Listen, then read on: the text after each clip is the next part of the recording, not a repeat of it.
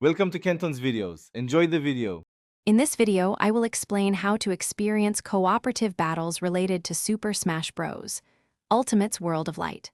While the World of Light campaign itself is designed for one player, offering a vast solo adventure, there is a distinct way to team up with friends.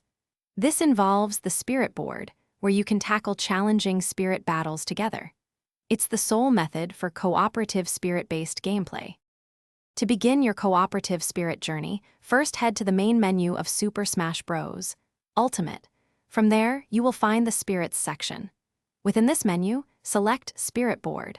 This area presents a dynamic grid of spirit battles, constantly refreshing with new opportunities. Each battle features unique rules and opponents, providing varied challenges for you and your teammates. Once you've chosen a spirit battle from the board, you'll enter the preparation screen. Here, look for the option to switch from one player to two players. After activating this, both you and your friend can select your preferred fighters from the roster. Crucially, each player can also equip their own set of powerful spirits, enhancing their chosen character for the upcoming challenge.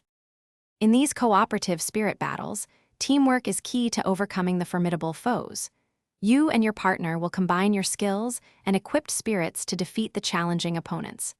Successfully completing these battles will reward you with new spirits to add to your collection, which can then be used in World of Light or other modes.